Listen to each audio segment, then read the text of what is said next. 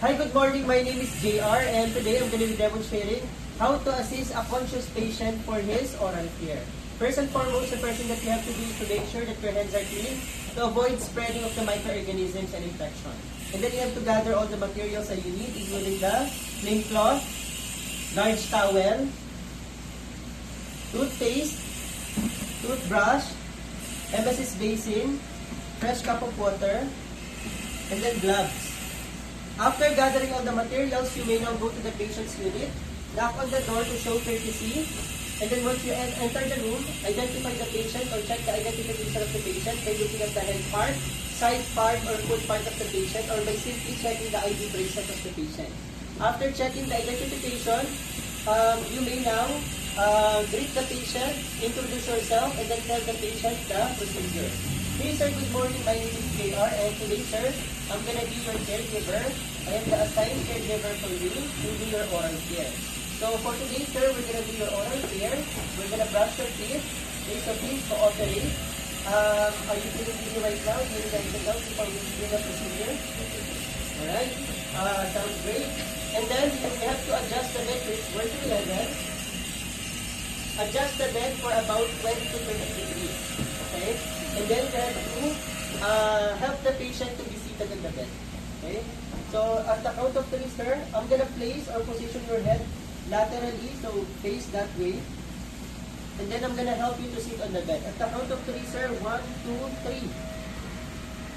Okay? So once the patient is seated, we can now prepare ourselves, okay, by wearing the gloves. This is to protect ourselves from contamination, microorganisms, and infection. So that's the purpose of us using or wearing gloves. Okay? Assuming that the gloves are worn already. Okay?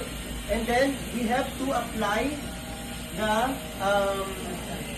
large towel on the patient's chest. Do not jerk or shake the towel to avoid spreading of the microorganisms and infection.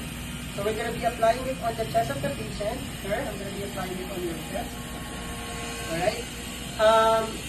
This is to promote drainage and to protect the patient's clothes and the linens from soiling. Alright? So after applying the towel, we can now put a small amount of toothpaste on the toothbrush of the patient.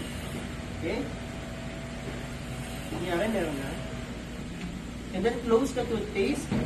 Alright? So I have here, sir, your toothbrush with a small amount of toothpaste.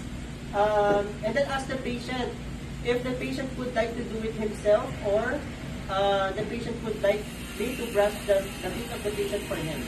Okay, sir, would you like to do it yourself or you want me to brush your teeth? No. Yes. Alright, so this is to promote independency. Okay, sir, you can brush your teeth. Alright, and then, fresh cup of water, gargle and spit. Okay.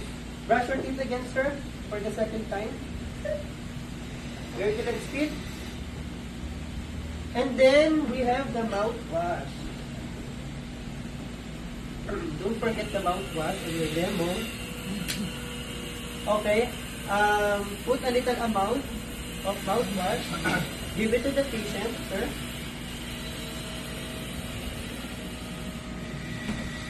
And then gargle and spit, sir. Okay.